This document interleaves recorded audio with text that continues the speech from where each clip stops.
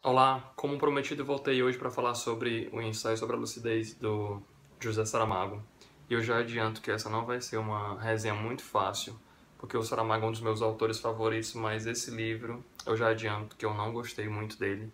Para falar a verdade, eu não gostei quase nada. A gente sabe que Saramago é um autor extremamente politizado e crítico, mas aqui ele leva esse assunto à máxima potência, porque o assunto principal dele é a política em si. O livro vai começar com um dia de eleição, um dia de votação, mas é uma eleição bastante atípica. As pessoas nesse dia, elas demoram a ir até as zonas eleitorais para poder efetuar o seu voto, só aparecem lá pelo finalzinho da tarde, quase findando o expediente da eleição. E, para surpresa dos políticos, a grande maioria desse povo vota em branco, não sendo possível que seja eleito nenhum partido ou candidato nesse pleito. O governo, a princípio, meio que responsabiliza essa situação por conta do clima que estava desfavorável nesse dia, estava chovendo bastante. Então eles convocam um novo turno eleitoral para as pessoas votarem, só que novamente mais de 80% do povo vota em branco. E sim, a gente tem aqui nesse voto em branco uma alusão à cegueira branca do ensaio sobre a cegueira, que é o outro livro bastante famoso do autor.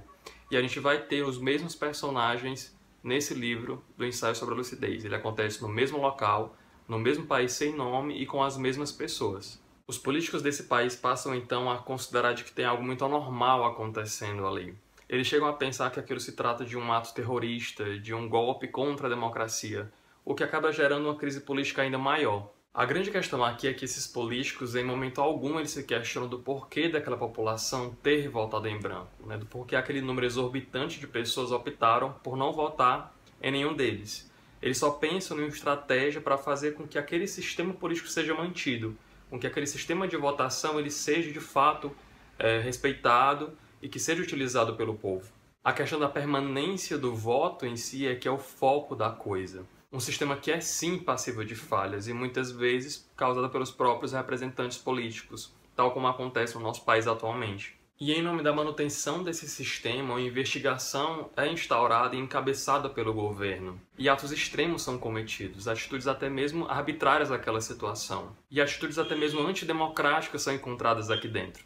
Algumas pessoas suspeitas daquela situação são presas e interrogadas, escutas são instaladas, o próprio governo chega a decretar estado de sítio e retira a capital daquele local e leva para os limites além da cidade para que eles consigam assim se resguardar ao mínimo de estrutura política, o mínimo de lucidez política, segundo a visão deles. E além de fugir da cidade, os políticos levam com eles alguns equipamentos e serviços públicos da cidade, como por exemplo a polícia, o exército, o sistema de coleta de lixo. Tudo isso no intuito de fazer com que a população, os chamados brancosos, as pessoas que são contrárias à democracia, percebam o quanto que aqueles líderes fazem falta na boa manutenção daquele local. Mas o que eles não esperavam é que o povo se reorganizasse de tal forma de que a saída deles em nada muda e altera a rotina da população. E é aí que surgem os entraves maiores que vão acabar gerando os fatos e os acontecimentos que vão se desdobrar na segunda parte do livro. O que o Saramago faz aqui é seguir uma linha de raciocínio, de estrutura narrativa que é muito particular dos textos dele. Ele cria uma situação bastante inusitada e até mesmo surreal, que acaba gerando um colapso nas bases da nossa sociedade e na vida das pessoas.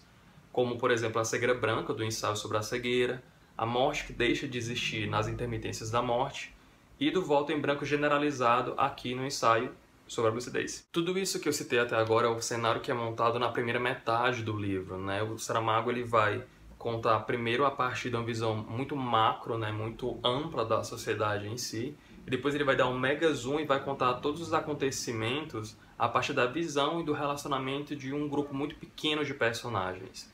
E até chegar no final que é totalmente inusitado e inesperado para qualquer leitor. Eu confesso que esse foi dos livros do Saramago que eu menos gostei até agora. A gente consegue encontrar sim o que há de mais típico dele aqui dentro, as críticas bem presentes, o teor de ironia, as sacadas, a própria maneira de escrever, em blocos, as páginas com parágrafos gigantescos, quase sem respirar, na hora de escrever o texto em si.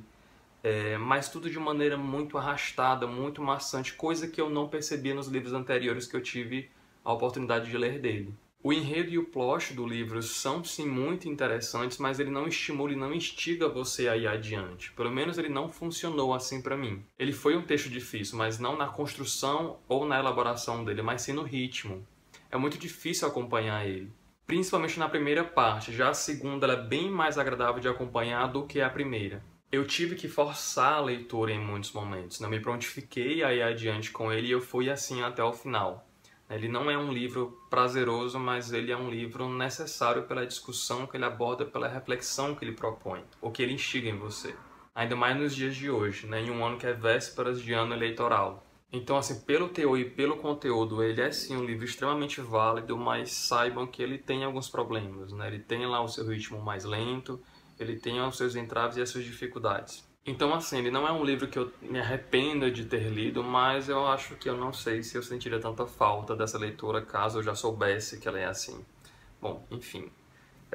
Eu estou devendo alguns vídeos de tag, uma do Tadeu e outro do Franklin. Eu vou tentar responder em breve.